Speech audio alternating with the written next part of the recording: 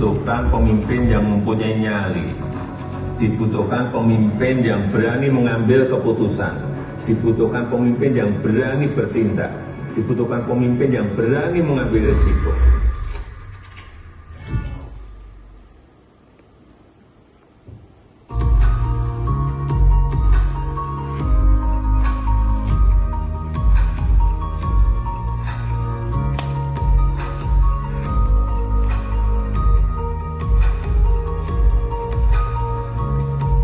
Please welcome to the stage His Excellency Joko Widodo, 7th President of the Republic of Indonesia.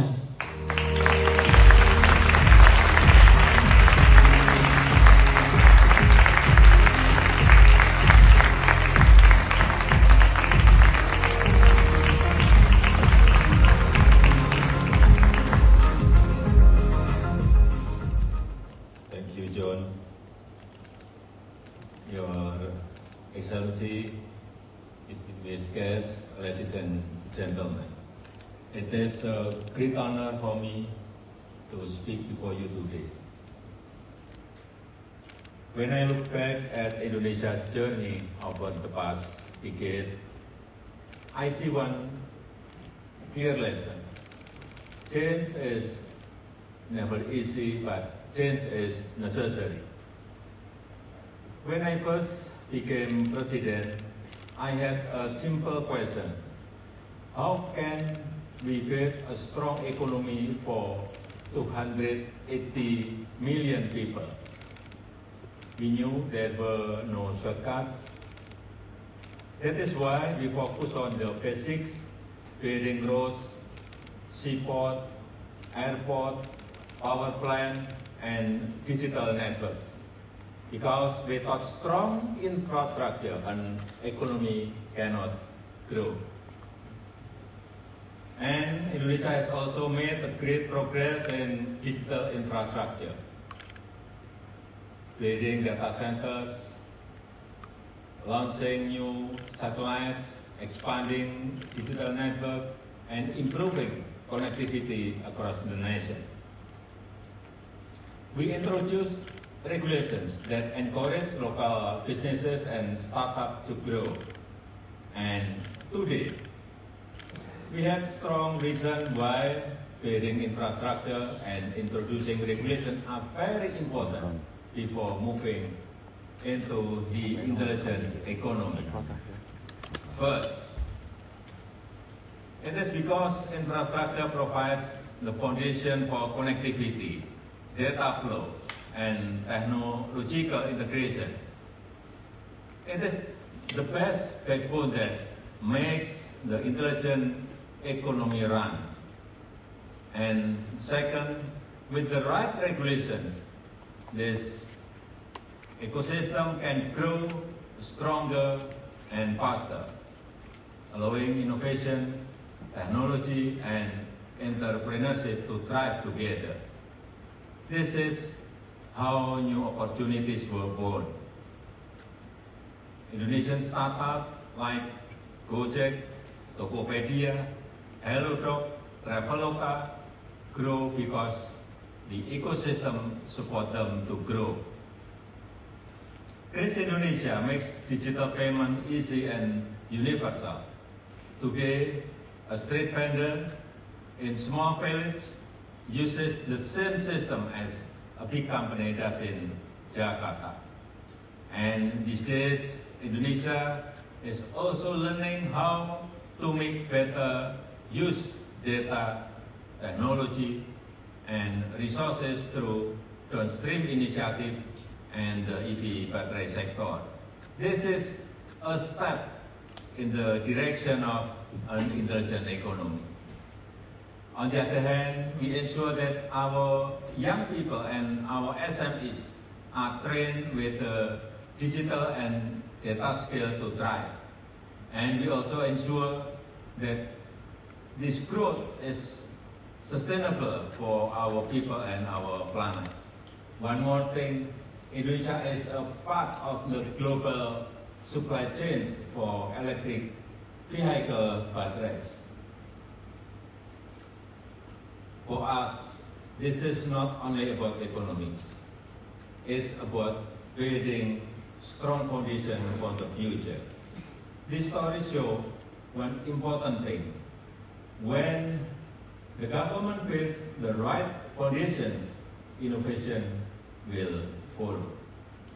With all these efforts, together they form the ecosystem and foundation of Indonesia's new economy. And with this strong base, we are ready for the next stage, the intelligent economy. The intelligent economy is built on how well we use data and information, because data and information is not just power, it is capital. It is the new web that defines competitiveness and national strength. We know this is a process to collect, to analyze, and to appraise data and information to make the best decision and also to make a good policy. And for young generation, it is our responsibility to ensure they must understand AI and they study AI because the future is there. It is also time for us to redesign how human and machines build the future together from data and machine learning. The intelligent economy is not only about technology, it is about preparing people. Then, the other big question may arise in our mind. Will job opportunities disappear in the era of intelligent economy? No. The answer is no. I really disagree that job opportunities will disappear. In fact, I believe that there will be more jobs and more opportunities to come if we make sure our people are ready for them. We must ensure that they know and they study AI, coding, algorithm, and also about machine learning. This is something fundamental. We must introduce, we must prepare, we must train them to get good digital literacy and skills. That is why this is not only Indonesia's story, it is also the story of Southeast Asia. Across the region, millions of young people are building startups. Millions of small businesses are moving online. New unicorns are emerging. Southeast Asia is no longer just a market. It is becoming a global force. The next unicorn may not come from Silicon Valley or Shenzhen. It may come from Jakarta, Singapore, Bangkok, Kuala Lumpur, Manila, or Hanoi. On the other hand, by applying the intelligent economy, we should redefine our system. We should redefine our process. We should redefine our strategy to get better income, to get better economic growth, to get better life for the people. For me, this is not only a national responsibility, it is also a call to international institutions like the IMF and World Bank. They should redefine their financial instrument, their financial system, and their digital infrastructure. And for the WTO, they should redefine their trade system, and they also should redefine their tariff system. In my opinion, we will redefine almost in all sectors, but it can be from education and than health at first. We must redefine the process, the system, and the strategy so we can grow better and faster. Ladies and gentlemen, Indonesia's journey shows that transformation needs courage, persistence, and belief. We are not finished. We are still building. With strong foundation, innovation, and global collaboration, Indonesia and Southeast Asia will continue to grow in this new era.